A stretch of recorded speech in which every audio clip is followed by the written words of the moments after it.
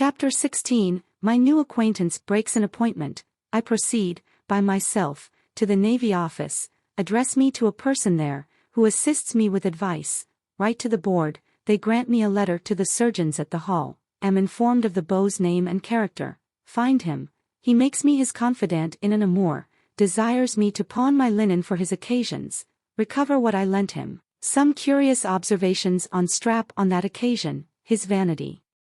In the morning I rose and went to the place of rendezvous, where I waited 2 hours in vain, and was so exasperated against him for breaking his appointment, that I set out for the city by myself, in hope of finding the villain, and being revenged on him for his breach of promise.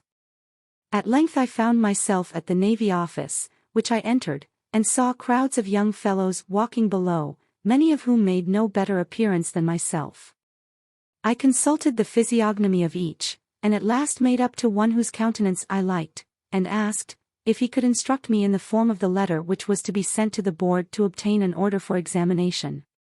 He answered me in broad Scotch, that he would show me the copy of what he had writ for himself, by direction of another who know the form, and accordingly pulled it out of his pocket for my perusal, and told me that, if I was expeditious, I might send it into the board before dinner, for they did no business in the afternoon.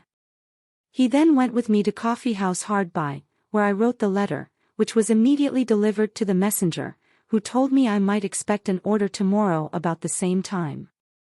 Having transacted this piece of business, my mind was a good deal composed, and as I had met with so much civility from the stranger, I desired further acquaintance with him, fully resolved, however, not to be deceived by him so much to my prejudice as I had been by the beau. He agreed to dine with me at the cook's shop which I frequented, and on our way thither carried me to Change, where I was in hopes of finding Mr. Jackson, for that was the name of the person who had broke his appointment. I sought him there to no purpose, and on our way towards the other end of the town imparted to my companion his behavior towards me, upon which he gave me to understand, that he was no stranger to the name of being Jackson, so he was called at the Navy office, although he did not know him personally, that he had the character of a good-natured careless fellow, who made no scruple of borrowing from any that would lend, that most people who knew him believed he had a good principle at bottom, but his extravagance was such, he would probably never have it in his power to manifest the honesty of his intention.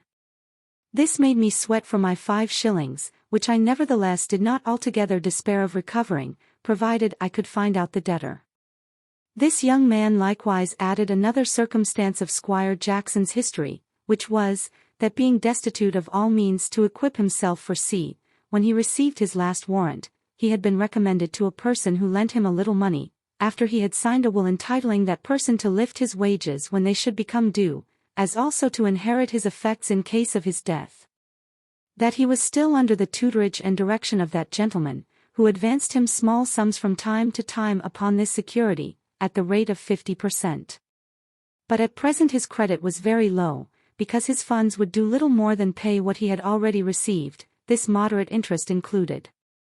After the stranger, whose name was Thompson, had entertained me with this account of Jackson, he informed me that he himself had passed for third mate of a third rate, about 4 months ago, since which time he had constantly attended at the Navy office, in hope of a warrant, having been assured from the beginning, both by a Scotch member, and one of the commissioners to whom the member recommended him, that he should be put into the first vacancy, notwithstanding which promise, he had the mortification to see 6 or 7 appointed in the same station almost every week, that now being utterly impoverished, his sole hope consisted in the promise of a friend lately come to town, to lend him a small matter, for a present to the secretary, without which he was persuaded he might wait 1,000 years to no purpose.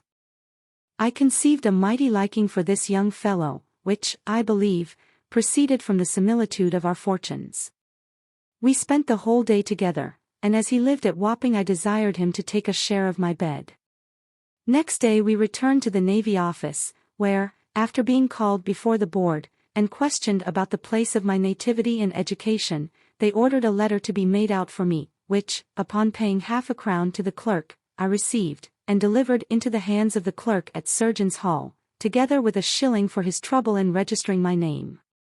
By this time my whole stock was diminished to 2 shillings, and I saw not the least prospect of relief, even for present subsistence, much less to enable me to pay the fees at Surgeons' Hall for my examination, which would come on in a fortnight. In this state of perplexity, I consulted Strap, who assured me he would pawn everything he had in the world, even to his razors, before I should want, but this expedient I absolutely rejected, telling him I would 1,000 times rather list for a soldier, of which I had some thoughts, than be any longer a burden to him. At the word soldier, he grew pale as death, and begged on his knees I would think no more of that scheme.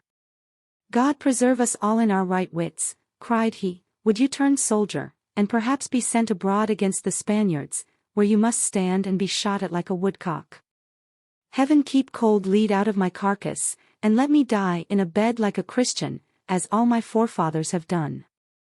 What signifies all earthly riches and honor, if one enjoys not content? And, hereafter, there is no respect of persons. Better be a poor honest barber with a good conscience, and time to repent of my sins upon my deathbed, than be cut off, God bless us, by a musket shot, as it were in the very flower of one's age, in the pursuit of riches and fame. What signify riches, my dear friend? Do they not make unto themselves wings and fly away? As the wise man saith. I could also mention many other sayings in contempt of riches, both from the Bible and other good books, but I know you are not very fond of those things. I shall only assure you, that if you take on to be a soldier, I will do the same, and then if we should both be slain, you will not only have your own blood to answer for, but mine also, and peradventure the lives of all those whom we shall kill in battle. Therefore I pray you, consider whether you will sit down contented with small things and share the fruits of my industry in peace, till Providence shall send better tidings, or, by your despair, plunge both our souls and bodies into everlasting perdition, which God of his infinite mercy forbid.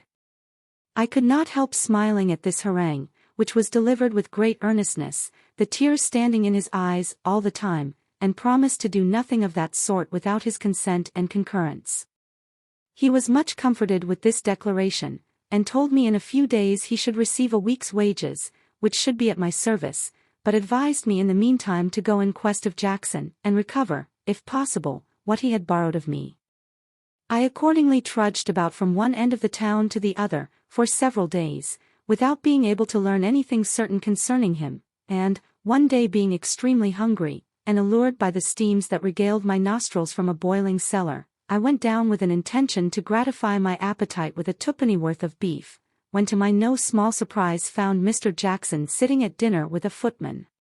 He no sooner perceived me than he got up and shook me by the hand, saying, he was glad to see me, for he intended to have called at my lodgings in the afternoon. I was so well pleased at this rencounter and the apologies he made for not keeping his appointment, that I forgot my resentment, and sat down to dinner, with the happy expectation of not only recovering my own money before we should part, but also of reaping the benefit of his promise to lend me wherewithal to pass examination, and this hope my sanguine complexion suggested, though the account Thompson gave me of him ought to have moderated my expectation. When we had feasted sumptuously, he took his leave of the footman, and adjourned with me to an alehouse hard by, where, after shaking me by the hand again, he began thus, I suppose you think me a sad dog, Mr. Random, and I do confess that appearances are against me. But I dare say you will forgive me when I tell you, my not coming at the time appointed was owing to a peremptory message I received from a certain lady, whom, hark ye. But this is a great secret, I am to marry very soon. You think this strange, perhaps, but it is not less true for all that, a 5,000-pounder, I'll assure you, besides expectations. For my own part, devil take me if I know what any woman can see engaging about me, but a whim, you know, and then one would not balk one's good fortune. You saw that footman who dined with us, he's one of the honestest fellows that ever wore livery.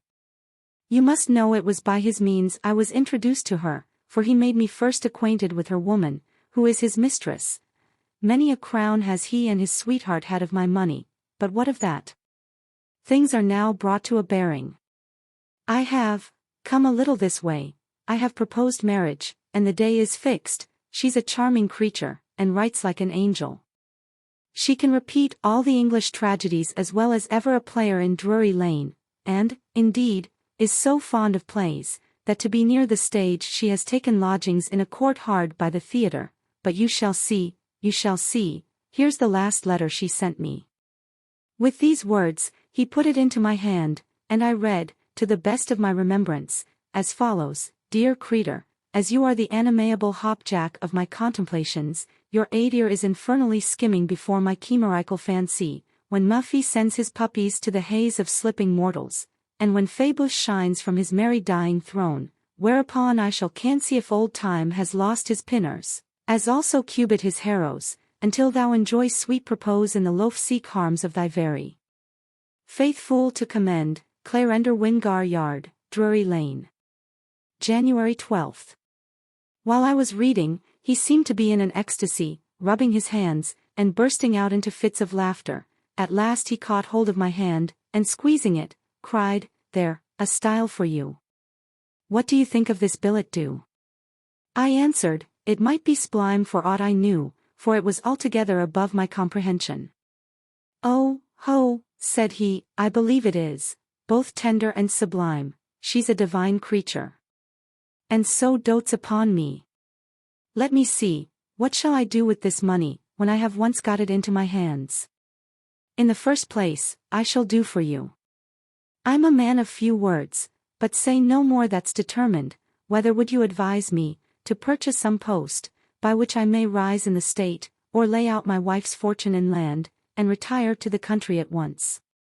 I gave my opinion without hesitation, that he could not do better than buy an estate and improve, especially since he had already seen so much of the world. Then I launched out into the praises of a country life, as described by the poets whose works I had read. He seemed to relish my advice, but withal told me, that although he had seen a great deal of the world both at land and sea, having cruised 3 whole months in the Channel, yet he should not be satisfied until he had visited France, which he proposed to do before he should settle, and to carry his wife along with him. I had nothing to object to his proposal, and asked how soon he hoped to be happy. As to that, he replied, nothing obstructs my happiness but the want of a little ready cash, for you must know, my friend in the city has gone out of town for a week or 2, but I unfortunately missed my pay at Broad Street, by being detained too long by the dear charmer, but there will be a recall at Chatham next week, whither the ship's books are sent, and I have commissioned a friend in that place to receive the money. If that be all, said I, there's no great harm in deferring your marriage a few days. Yes, faith, but there is, said he, you don't know how many rivals I have, who would take all advantages against me. I would not balk the impatience of her passion for the world, the least appearance of coldness or indifference would ruin all, and such offers don't occur every day. I acquiesced in this observation, and inquired how he intended to proceed. At this question he rubbed his chin, and said, Why, truly, I must be obliged to some friend or other. Do you know nobody that would lend me a small sum for a day or 2? I assured him I was such an utter stranger in London, that I did not believe I could borrow a guinea if my life depended upon it. No, said he, that's hard, that's hard. I wish I had anything to pawn, upon my soul, you have got excellent linen, feeling the sleeve of my shirt, how many shirts of that kind have you got? I answered, 6 ruffled, and 6 plain. At which he testified great surprise, and declared that no gentleman ought to have more than 4. How many d'ye think I have got, continued he, but this and another, as I hope to be saved. And I dare say we shall be able to raise a good sum out of your superfluity. Let me see, each of these shirts is worth 16 shillings at a moderate computation. Now, suppose we pawn them for half price, 8 times 8 is 64, that's £3 that will do, give me your hand. Softly, Mr. Jackson, said I, don't dispose of my linen without my consent, first pay me the crown you owe me, and then we shall talk of other matters. He protested that he had not above 1 shilling in his pocket, but that he would pay me out of the first of the money raised from the shirts. This piece of assurance incensed me so much that I swore I would not part with him until I had received satisfaction for what I had lent him, and as for the shirts, I would not pawn one of them to save him from the gallows. At this expression he laughed aloud, and then complained it was very hard that I should refuse him a trifle that would infallibly enable him not only to make his own fortune but mine also. "You talk of pawning my shirts," said I. "Suppose you should sell this hanger, Mr. Jackson. I believe it would fetch a good round sum."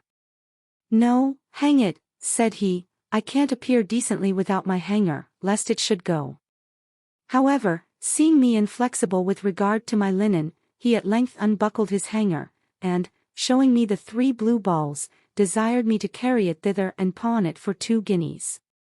This office I would by no means have performed, had I seen any likelihood of having my money otherwise, but not willing, out of a piece of false delicacy, to neglect the only opportunity one should perhaps ever have, I ventured into a pawnbroker's shop, where I demanded 2 guineas on the pledge, in the name of Thomas Williams.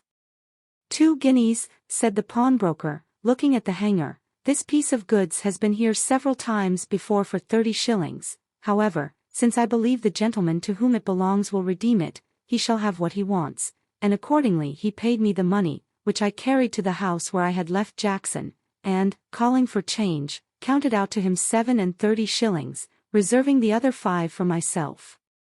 After looking at the money some time, he said, "Well, it don't signify, this won't do my business, so you may as well take half a guinea, or a whole one, as the 5 shillings you have kept."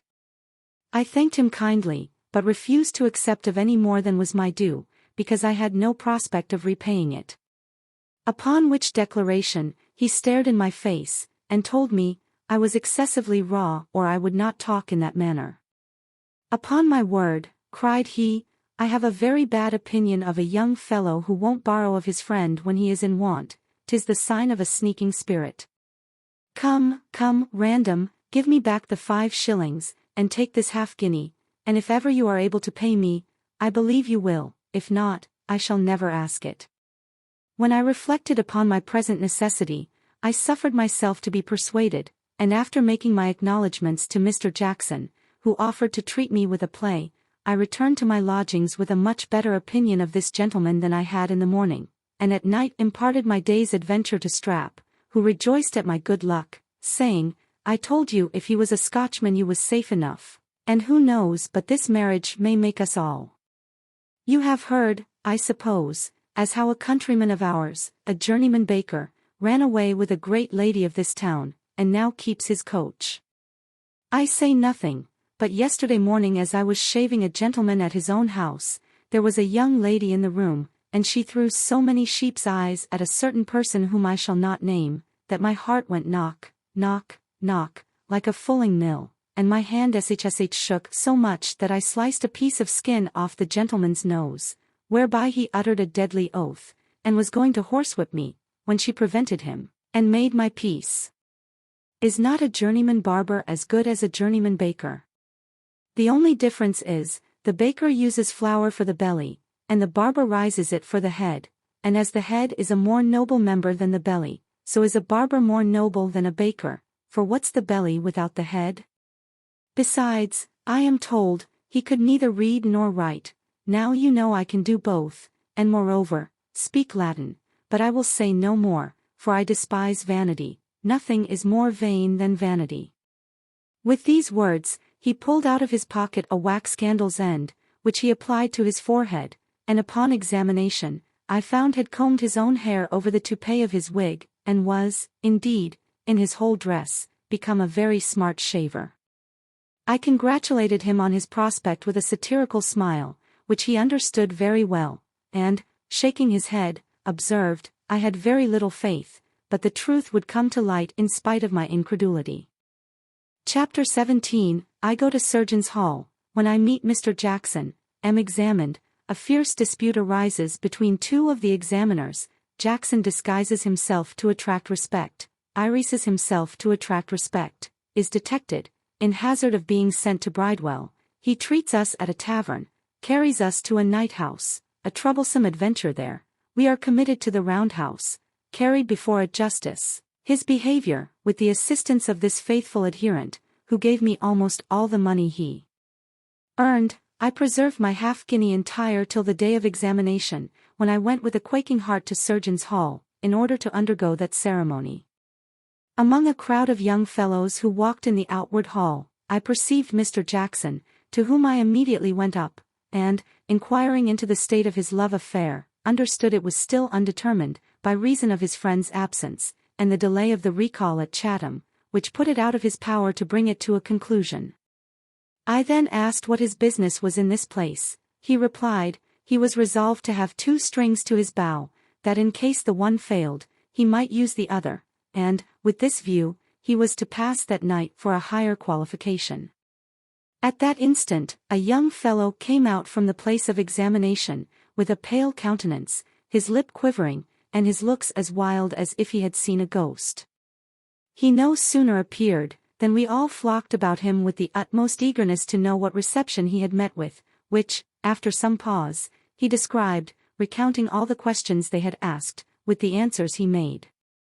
In this manner we obliged no less than 12 to recapitulate, which, now the danger was past, they did with pleasure. Before it fell to my lot, at length the beadle called my name, with a voice that made me tremble. However, there was no remedy.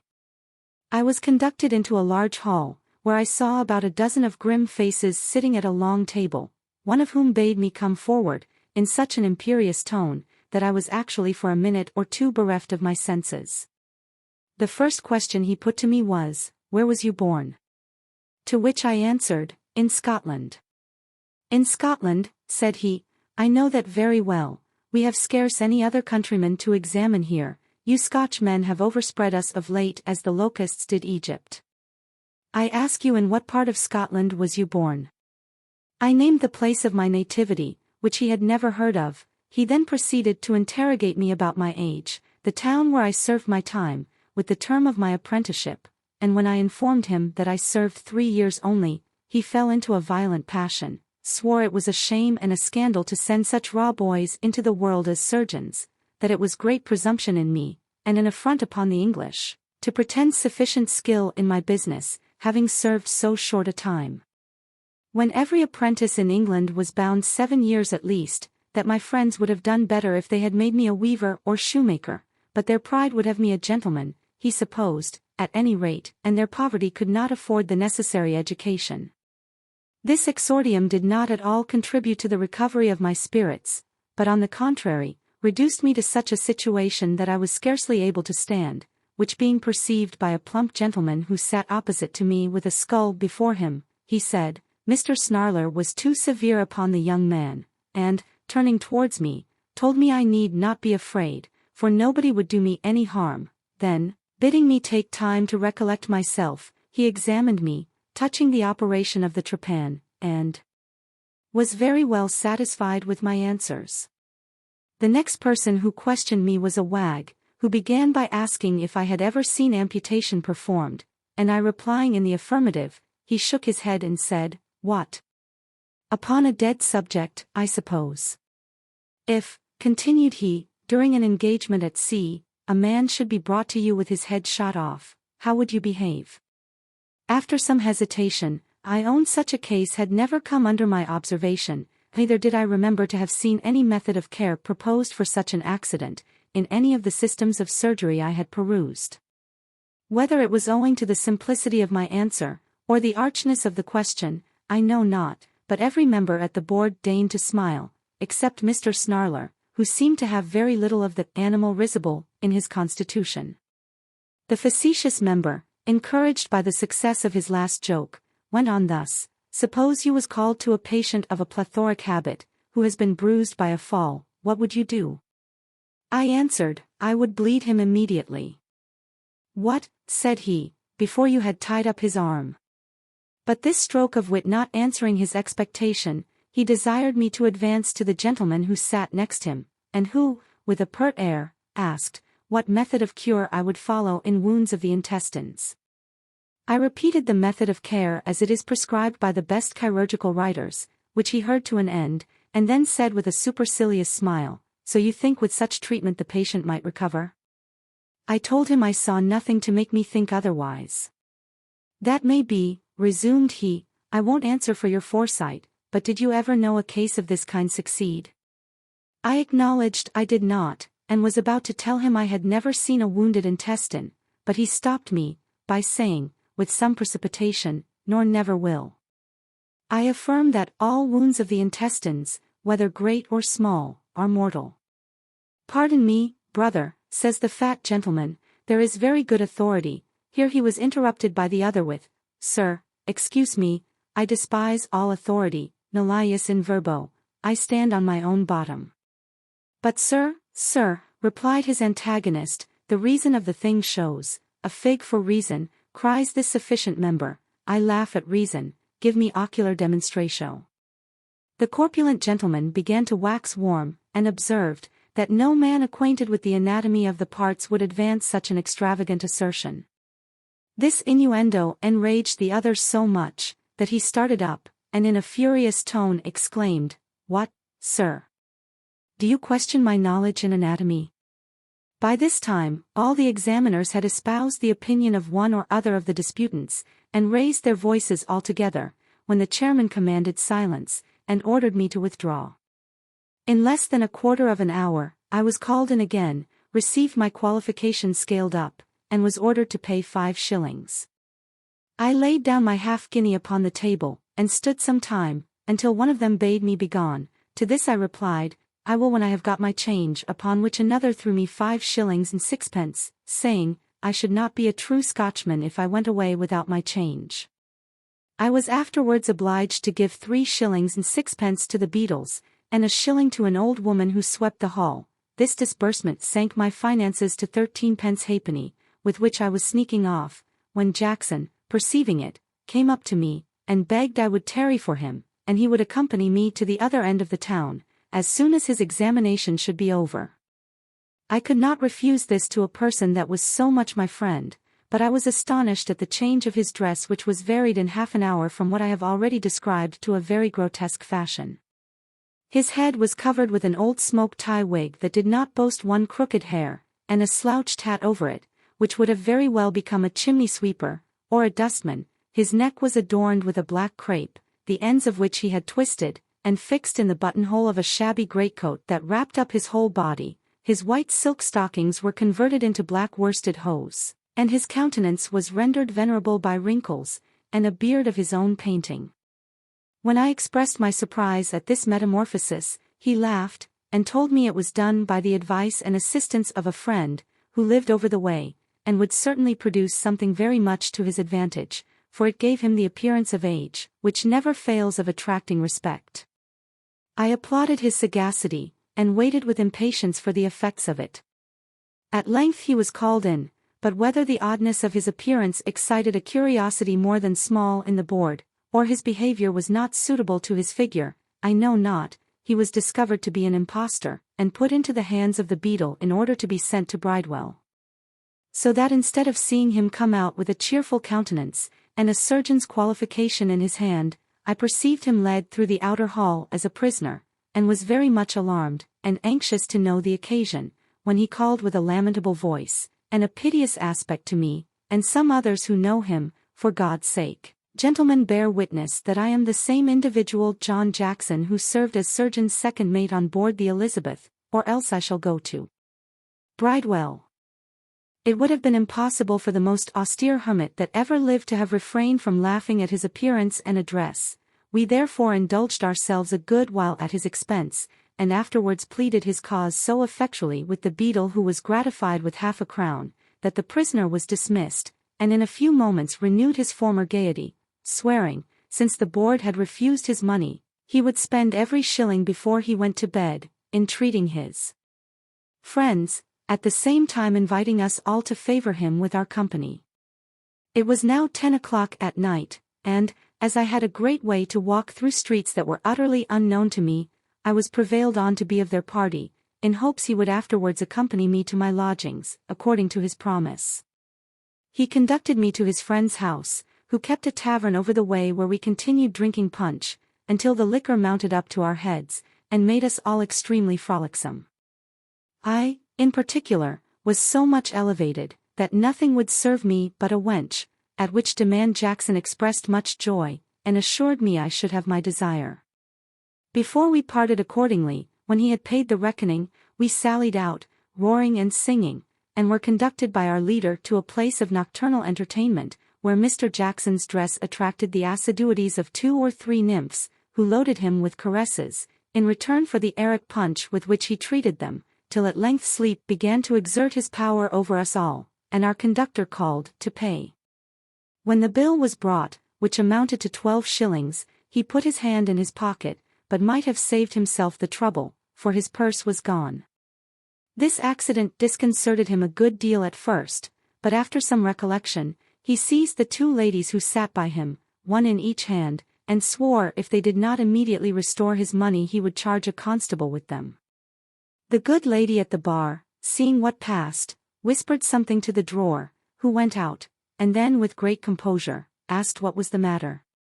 Jackson told her he was robbed, and swore if she refused him satisfaction, he would have her and her female friends committed to Bridewell. "Robbed," cried she, "robbed in my house. Gentlemen and ladies, I take you all to witness, this person has scandalized my reputation." At that instant, seeing the constable and watch enter, she proceeded, "What? You must not only endeavor by your false aspersions to ruin my character, but even commit an assault upon my family. Mr. Constable, I charge you with this uncivil person, who has been guilty of a riot here. I shall take care and bring an action against him for defamation." While I was reflecting on this melancholy event, which had made me quite sober, one of the ladies, being piqued at some repartee that passed between us, cried, "They are all concerned," and desired the constable to take us all into custody, an arrest which was performed instantly, to the utter astonishment and despair of us all, except Jackson, who having been often in such scrapes, was very little concerned, and charged the constable, in his turn, with the landlady and her whole bevy, upon which we were carried altogether prisoners to the round-house, where Jackson, after a word of comfort to us, informed the constable of his being robbed, to which he said he would swear next morning before the justice. In a little time the constable, calling Jackson into another room, spoke to him thus: "I perceive that you and your company are strangers, and am very sorry for your being involved in such an ugly business. I have known this woman a great while. She has kept a notorious house in the neighborhood this many years, and although often complained of as a nuisance, still escapes through her interest with the justices, to whom she and all of her employment pay contribution quarterly for protection. As she charged me with you first, her complaint will have the preference, and she can procure evidence to swear whatsoever she shall please to desire of them, so that, unless you can make it up before morning, you and your companions may think yourselves happily quit for a month's hard labor in Bridewell. Nay, if she should swear a robbery or an assault against you, you will be committed to Newgate and tried at the next session at the Old Bailey for your life." This last piece of information had such an effect upon Jackson, that he agreed to make it up, provided his money might be restored. The constable told him, that, instead of retrieving what he had lost, he was pretty certain it would cost him some more before they could come to any composition. But, however, he had compassion on him, and would, if he pleased, sound them about a mutual release. The unfortunate beau thanked him for his friendship, and returning to us, acquainted us with the substance of this dialogue, while the constable, desiring to speak in private with our adversary, carried her into the next room, and pleaded our cause so effectually, that she condescended to make him umpire.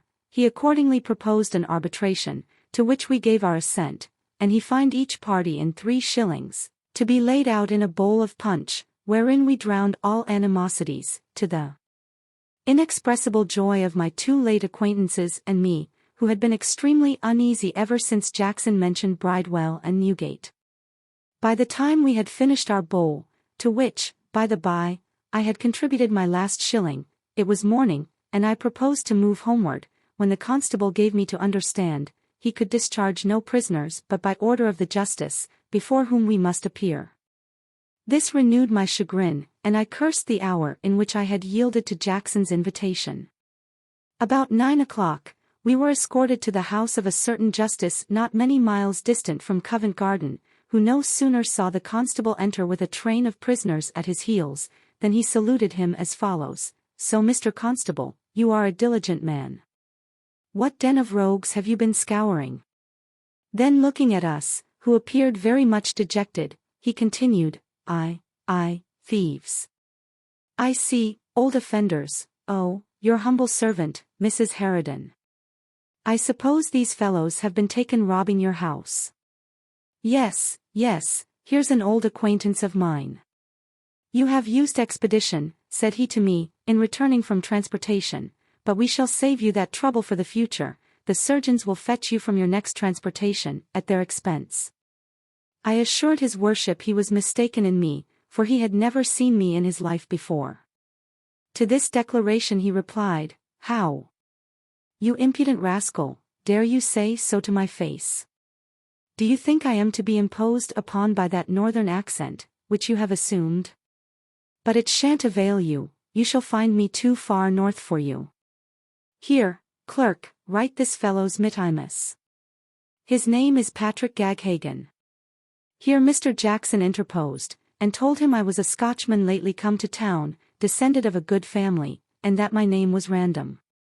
The justice looked upon this assertion as an outrage upon his memory, on which he valued himself exceedingly, and strutting up to Jackson, with a fierce countenance, put his hands in his side, and said, Who are you, sir?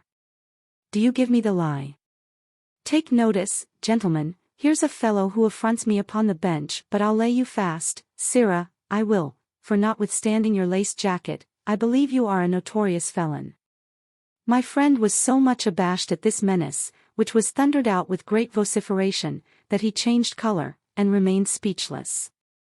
This confusion his worship took for a symptom of guilt, and, to complete the discovery, continued his threats. Now, I am convinced you are a thief, your face discovers it, you tremble all over, your conscience won't lie still, you'll be hanged, sirrah, raising his voice, you'll be hanged, and happy had it been for the world, as well as for your own miserable soul, if you had been detected, and cut off in the beginning of your career. Come hither, clerk, and take this man's confession. I was in an agony of consternation, when the constable, going into another room with his worship, acquainted him with the truth of the story, which having learned, he returned with a smiling countenance, and, addressing himself to us all, said it was always his way to terrify young people when they came before him, that his threats might make a strong impression on their minds, and deter them from engaging in scenes of riot and debauchery, which commonly ended before the judge. Thus, having cloaked his own want of discernment under the disguise of paternal care, we were dismissed, and I found myself as much lightened as if a mountain had been lifted off my breast.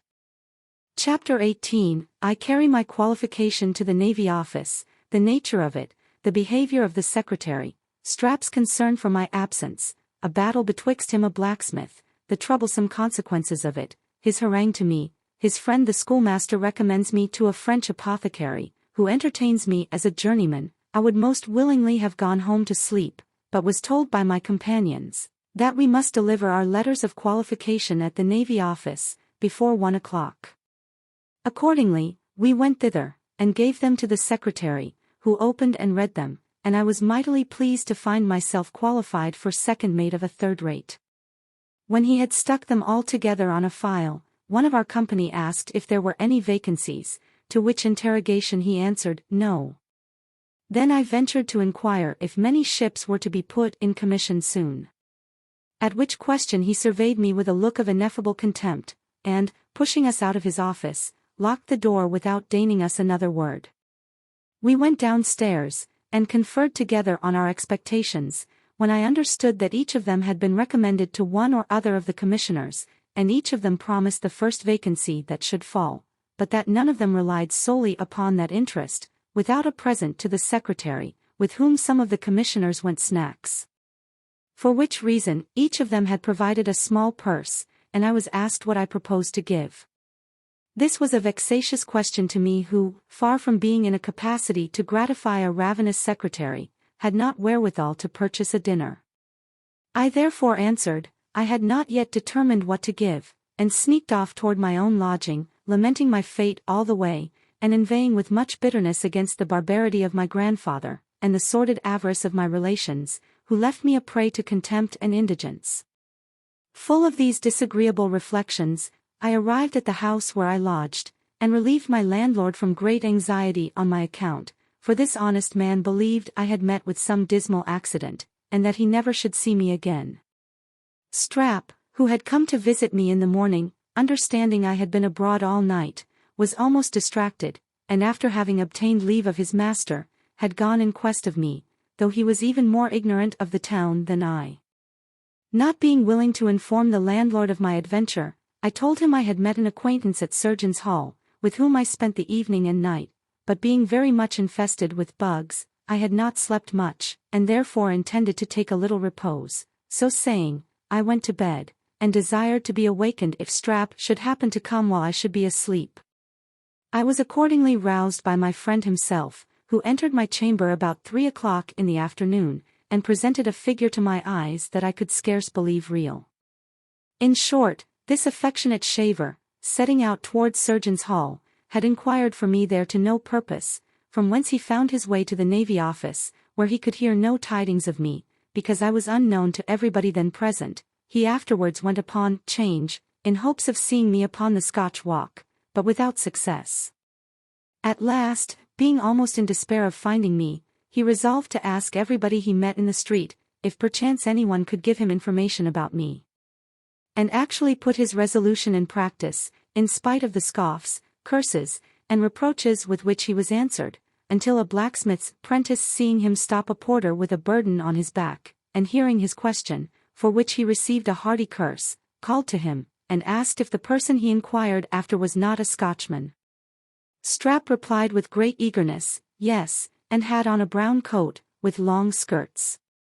The same, said the blacksmith. I saw him pass by an hour ago. Did you so? Cried Strap, rubbing his hands. Odd. I am very glad of that. Which way went he?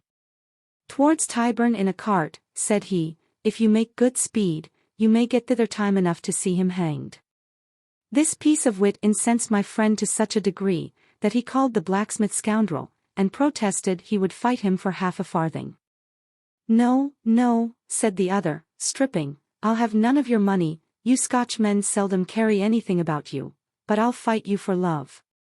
There was a ring immediately formed by the mob, and Strap, finding he could not get off honorably without fighting, at the same time burning with resentment against his adversary, quitted his clothes to the care of the multitude, and the battle began with great violence on the side of Strap, who in a few minutes exhausted his breath and spirits on his patient antagonist, who sustained the assault with great coolness, till finding the barber quite spent, he returned the blows he had lent him with such interest, that Strap, after having received 3 falls on the hard stones, gave out, and allowed the blacksmith to be the better man. The victory being thus decided, it was proposed to adjourn to a cellar hard by, and drink friends. But when my friend began to gather up his clothes, he perceived that some honest person or other had made free with his shirt, neckcloth, hat, and wig, which were carried off, and probably his coat and waistcoat would have met with the same fate, had they been worth stealing. It was in vain for him to make a noise, which only yielded mirth to the spectators. He was fain to get off in this manner, which he accomplished with much difficulty, and appeared before me all besmeared with blood and dirt. Notwithstanding this misfortune, such was his transport at finding me safe and sound, that he had almost stifled and stunk me to death with his embraces. After he had cleaned himself, and put on one of my shirts, and a woolen nightcap, I recounted to him the particulars of my night's campaign, which filled him with admiration, and made him repeat with great energy an observation which was often in his mouth, namely, that surely London is the devil's drawing-room. As neither of us had dined, he desired me to get up, and the milkwoman coming round at that instant, he went downstairs, and brought up a quart, with a penny loaf, on which we made a comfortable meal. He then shared his money with me, which amounted to 18 pence, and left me with an intention to borrow an old wig and hat of his friend the schoolmaster. He was no sooner gone, than I began to consider my situation with great uneasiness, and revolved all the schemes my imagination could suggest, in order to choose and pursue someone that would procure me bread, for it is impossible to express the pangs I felt, when I reflected on the miserable dependence in which I lived at the expense of a poor barber's boy. My pride took the alarm, and having no hopes of succeeding at the Navy Office, I came to a resolution of enlisting in the Foot Guards next day, be the event what it would. This extravagant design, by flattering my disposition, gave great satisfaction, and I was charging the enemy at the head of my own regiment, when Strap's return interrupted my reverie. The schoolmaster had made him a present of the tie wig which he wore, when I was introduced to him, together with an old hat, whose brims would have overshadowed a colossus. Though Strap had ventured to wear them in the dusk, he did not choose to entertain the mob by day, therefore went to work immediately, and reduced them both to a moderate size. While he was employed in this office, he addressed me thus: "To be sure, Mr. Random, you are born a gentleman, and have a great deal of learning, and, indeed, look like a gentleman, for, as to person, you may hold up your head with the best of them. On the other hand, I am a poor but honest cobbler's son. My mother was as industrious a woman as ever broke bread, till such time as she took to drinking, which you very well know, but everybody has failings, humanum est errare. Now myself, I am a poor journeyman barber, tolerably well made and understand some Latin, and have a smattering of Greek, but what of that? Perhaps I might also say, that I know a little of the world, but that is to no purpose, though you be gentle, and I simple, it does not follow, but that I who am simple may do a good office to you who are gentle. Now this is the case, my kinsman, the schoolmaster, perhaps you did not know how nearly he is related to me. I'll satisfy you in that presently, his mother and my grandmother's sister's nephew. No, that's not it, my grandfather's brother's daughter, rabbit it. I have forgot the degree. But this I know, he and I are cousins 7 times removed. My impatience to know the good office he had done me, got the better of my temper, and I interrupted him at this place with the exclamation: "If the schoolmaster or you can be of any advantage to me, why don't you tell me without all this preamble?" When I pronounced these words with some vehemence, Strap looked at me for some time with a grave countenance, and then went on: "I'm very sorry to see such an alteration in your temper of late. You were always fiery, but now you are grown as crabbed as old Periwinkle the drunken tinker, on whom you and I, God forgive us, played so many unlucky tricks while we were at school. But I will no longer detain you in suspense, because, doubtless, nothing is more uneasy than doubt. Dubio procul dubio nil. Dubius.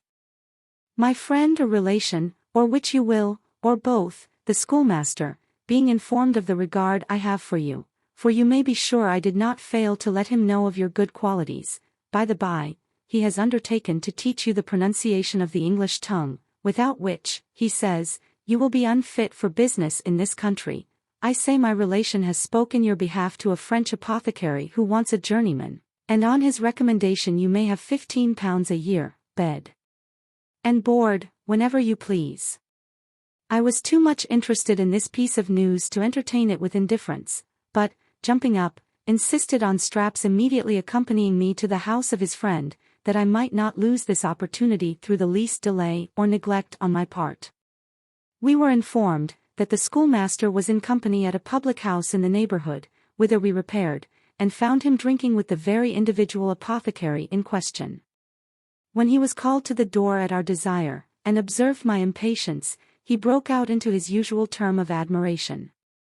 "Oh! I suppose, when you heard of this offer, you did not take leisure enough to come downstairs, but leaped out of the window. Did you overturn no porter nor oyster woman in your way? It was a mercy of God you did not knock your brains out against some post in your career. Oh, my conscience!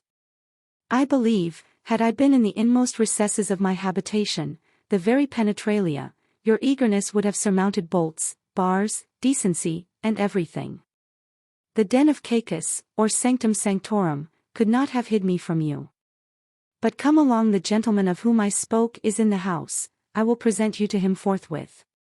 When I entered the room, I perceived 4 or 5 people smoking, one of whom the schoolmaster accosted thus: "Mr. Lavement, here's the young man of whom I spoke to you." The apothecary, who was a little old withered man, with a forehead about 1 inch high, a nose turned up at the end, large cheekbones that helped to form a pit for his little grey eyes, a great bag of loose skin hanging down on each side in wrinkles, like the alforjos of a baboon, and a mouth so much accustomed to that contraction which produces grinning, that he could not pronounce a syllable without discovering the remains of his teeth, which consisted of 4 yellow fangs, not improperly, by Anatomists, called K9. This person, I say, after having eyed me some time, said, "Oh ho, 'tis ver well, Monsieur Concordance, young man, you are ver welcome, take one coup of bière, and come to mine house tomorrow morning, Monsieur Concordance will show you the way." Upon this I made my bow, and as I went out of the room could hear him say, "Ma foi. C'est un beau garçon, c'est un gaillard." As I had by my own application, while I served crab, acquired the French tongue well enough to read authors written in that language and understand anything that occurred in conversation, I determined to pretend ignorance to my new master, that he and his family, whom I supposed to be of the same country, not being on the reserve before me, I might possibly discover something in discourse, which would either yield me amusement or advantage. Next morning Mr. Concordance carried me to the apothecary's house, where the bargain was made, and orders given to provide an apartment for me immediately. But before I entered upon business the schoolmaster recommended me to his tailor, who gave me credit for a suit of clothes, to be paid out of the first moiety of my wages, and they were begun upon that very day. He afterwards accommodated me with a new hat on the same term, so that in a few days I hope to make a very fashionable appearance. In the meantime, Strap conveyed my baggage to the place allotted for me, which was a back room up 2 pair of stairs, furnished with a pallet for me to lie upon, a chair without a back, a bottle by way of candlestick, and a triangular piece of glass instead of a mirror, the rest of its ornaments having been lately removed to one of the garrets, for the convenience of the servant of an Irish captain, who lodged in the first floor. Chapter 19, The Character of Mr. Lavement, His Wife and Daughter, Some Anecdotes of the Family, the Mother and Daughter Rivals. I am guilty of a mistake that gives me present satisfaction, but is attended with troublesome consequences. Next day, while I was at work in the shop, a bouncing damsel well dressed came on pretence of finding a veil for some use or other, and taking an opportunity, when she thought I did not mind her, of observing me narrowly, went away with a silent look of disdain. I easily guessed her sentiments, and my pride took the resolution of entertaining the same indifference and neglect towards her. At dinner the maids, with whom I dined in the kitchen, gave me to understand that this was my master's only daughter, who would have a very handsome fortune, on account of which, and her beauty, a great many young gentlemen made their addresses to her, that she had been twice on the brink of marriage, but disappointed by the stinginess of her father, who refused to part with a shilling to promote the match, for which reason the young lady did not behave to her father with all the filial veneration that might be expected.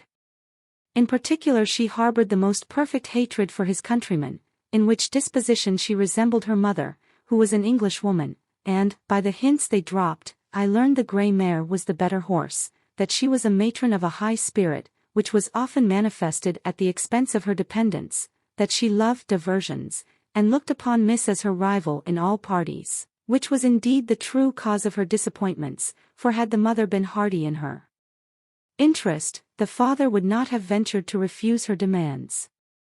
Over and above this intelligence, I, of myself, soon made more discoveries.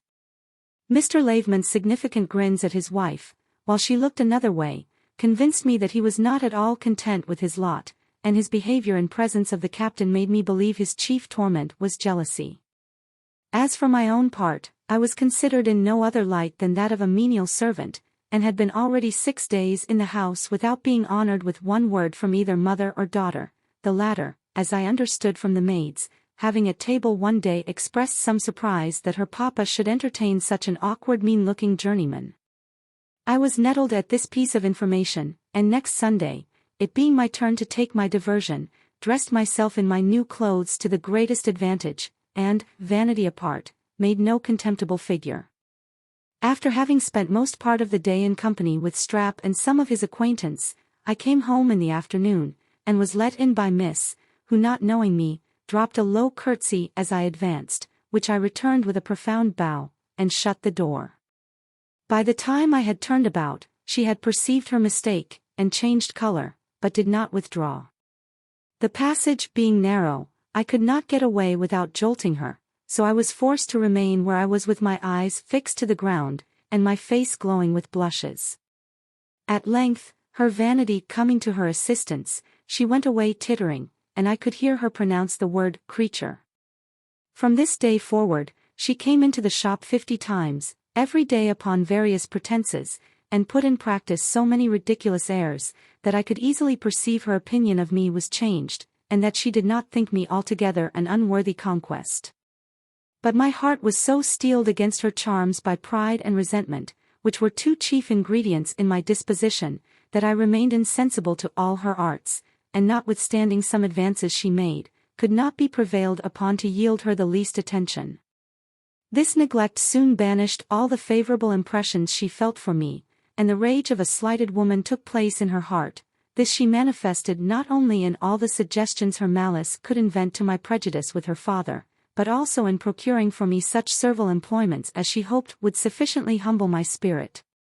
One day in particular, she ordered me to brush my master's coat, but I refusing, a smart dialogue ensued, which ended in her bursting into tears of rage, when her mother interposing, and examining into the merits of the cause, determined it in my favor, and this good office I owed not to any esteem or consideration she had for me, but solely to the desire of mortifying her daughter, who on this occasion observed, that let people be never so much in the right, there were some folks who would never do them justice, but, to be sure, they had their reasons for it, which some people were ignorant of, although they despised their little arts. This insinuation of some people and some folks put me upon observing the behavior of my mistress more narrowly for the future, and it was not long before I had reason to believe that she looked upon her daughter as a rival in the affections of Captain O'Donnell, who lodged in the house. In the meantime, my industry and knowledge gained me the goodwill of my master, who would often say in French, "Mardi, c'est un bon garçon." He had a great deal of business, but he was mostly employed among his fellow refugees. His profits were small. However, his expense for medicines was not great, for he was the most expert man at a succedaneum of any apothecary in London, so that I have been sometimes amazed to see him, without the least hesitation, make up a physician's prescription, though he had not in his shop one medicine mentioned in it.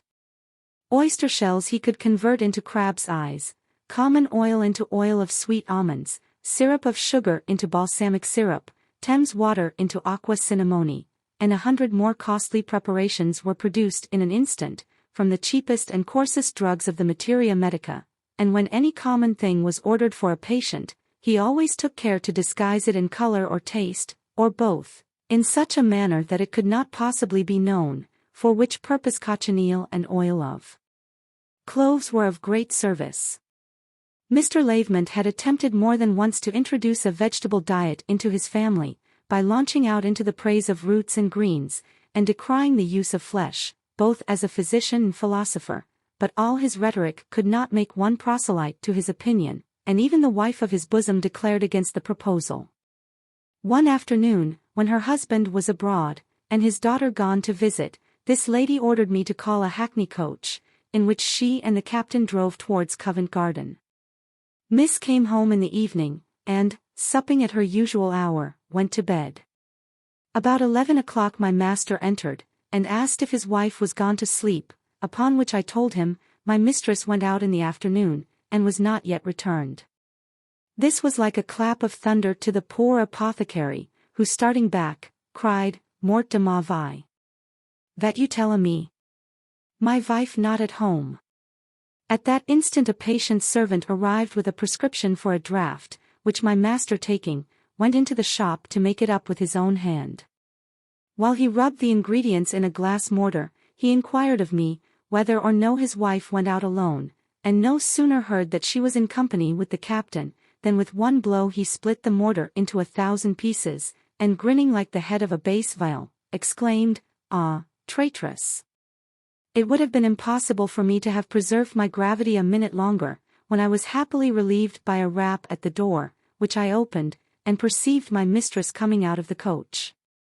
She flounced immediately into the shop, and addressed her husband thus, "I suppose you thought I was lost, my dear. Captain O'Donnell has been so good as to treat me with a play." The reply, it may be supposed, was anything but courteous, but the captain, who had been all the time at the door discharging the coach, entered, and Mr. Lavement, changing his tone, saluted him with all the usual politesse of a Frenchman.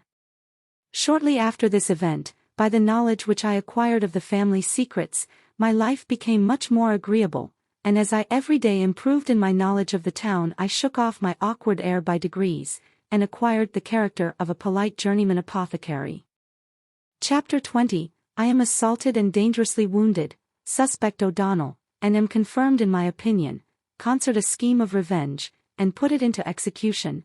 O'Donnell robs his own servant and disappears, make my addresses to a lady, and am miraculously delivered from her snare. One night, at about 12 o'clock, as I returned from visiting a patient at Chelsea, I received a blow on my head from an unseen hand, that stretched me senseless on the ground, and was left for dead with 3 stabs of a sword in my body. The groans I uttered when I recovered the use of my reason alarmed the people of a solitary alehouse that stood near the spot where I lay, and they were humane enough to take me in, and send for a surgeon, who dressed my wounds, and assured me they were not mortal. One of them penetrated through the skin and muscles of one side of my belly in such a manner, that doubtless the assassin imagined he had run me through the entrails. The second slanted along one of my ribs, and the last, which was intended for the finishing stroke, having been directed to my heart, the sword snapped upon my breastbone, and the point remained sticking in the skin. When I reflected upon this event, I could not persuade myself that I had been assaulted by a common footpad, because it is not usual for such people to murder though they rob, especially when they meet with no resistance, and I found my money, and everything else about me but my carcass, safe. I concluded, therefore, that I must either have been mistaken for another, or obliged to the private resentment of some secret enemy for what had happened, and as I could remember nobody who had the least cause of complaint against me, except Captain O'Donnell and my master's daughter, my suspicion settled upon them, though I took care to conceal it, that I might the sooner arrive at confirmation. With this view, I went home in the chair about 10 o'clock in the morning, and as the chairman supported me into the house, met the captain in the passage, who no sooner saw me than he started back and gave evident signs of guilty confusion, which he would have accounted for from surprise occasioned by the seeing me in such a condition. My master, having heard my story, condoled me with a good deal of sympathy, and when he understood my wounds were not dangerous, ordered me to be carried upstairs to bed, though not without some opposition from his wife, who was of opinion that it would be better for me to go to an hospital, where I should be more carefully attended. My meditation was employed in concerting with myself some method of revenge against Squire O'Donnell and his inamorata, whom I looked upon as the author of my misfortune, when Miss, who was not at home at my arrival, entered my chamber, and saying she was sorry for the accident that had befallen me, asked if I suspected anybody to be the assassin, upon which I fixed my eyes steadfastly upon her and answered, yes. She discovered no symptom of confusion, but replied hastily, if that be the case, why don't you take out a warrant, to have him apprehended? It will cost but a trifle. If you have no money, I'll lend you. This frankness not only cured me of my suspicion with respect to her, but even staggered my belief with regard to the captain, of whose guilt I resolved to have further proof before I should enterprise anything in the way of revenge. I thanked her kindly for her generous offer, which, however, I had no occasion to accept, being determined to do nothing rashly, for though I could plainly perceive the person who attacked me to be a soldier, whose face I thought was familiar to me, I could not swear with a safe conscience to any particular man, and, granting I could, my prosecution of him would not much avail. This uncertainty I pretended, lest the captain, hearing from her that I knew the person who wounded me, might think proper to withdraw before I could be in a condition to requite him. In 2 days I was up and able to do a little business, so that Mr. Lavement made shift to carry on his practice without hiring another journeyman in my room. The first thing I attempted towards a certain discovery of my secret enemy, was to get into O'Donnell's apartment, while he was abroad in an undress, and examine his sword, the point of which being broken off, I applied the fragment that was found sticking in my body, and found it answered the fractured part exactly. There was no room left for doubt, and all that remained was to fix upon a scheme of revenge, which almost solely engrossed my thoughts during the space of 8 nights and days.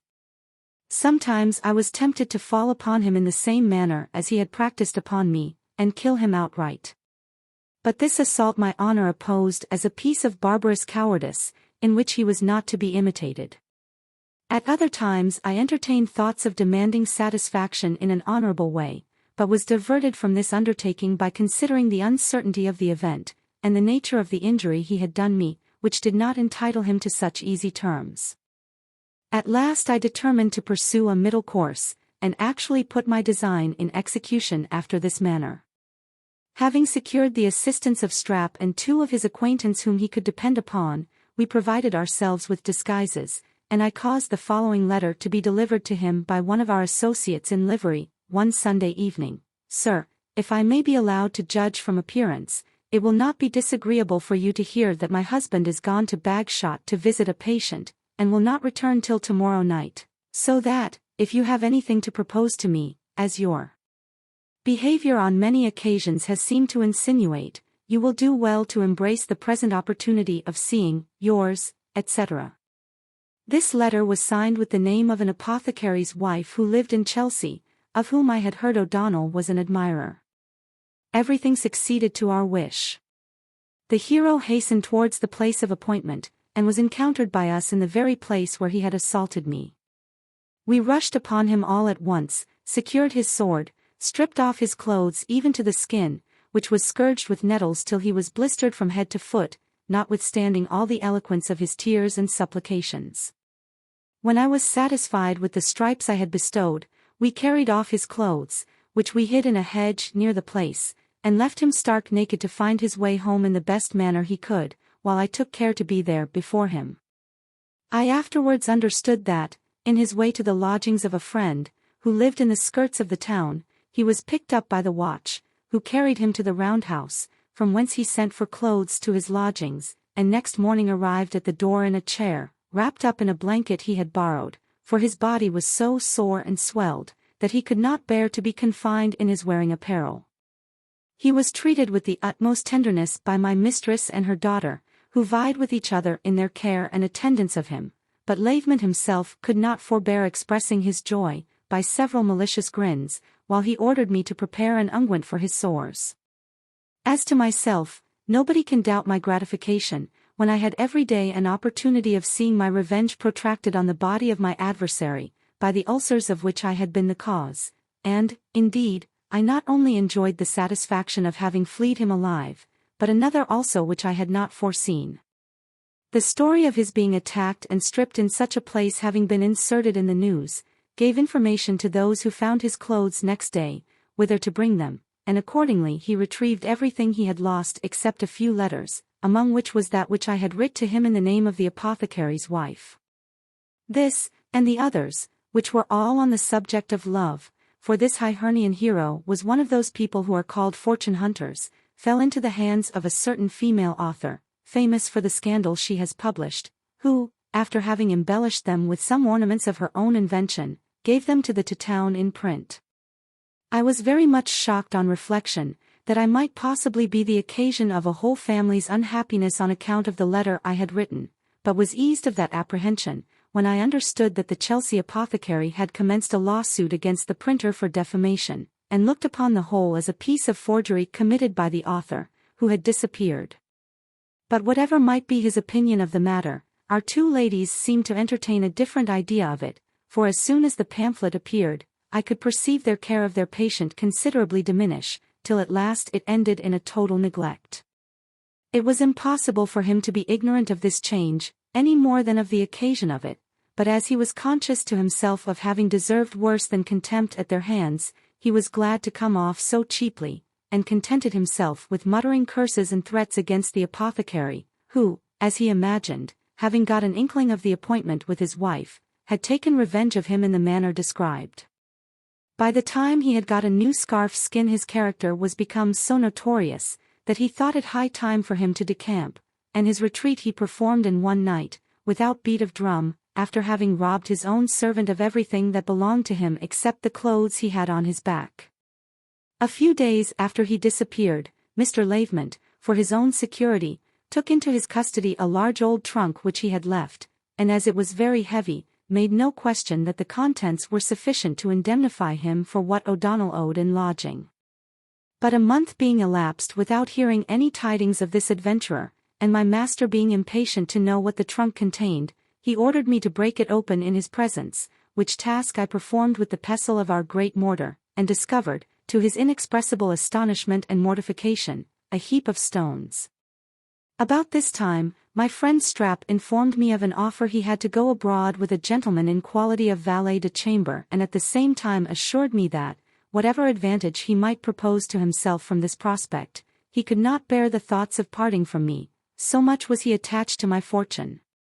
In spite of all the obligations I owed to this poor, honest fellow, ingratitude is so natural to the heart of man, that I began to be tired of his acquaintance, and now that I had contracted other friendships which appeared more creditable, was even ashamed to see a journeyman barber inquiring after me with the familiarity of a companion.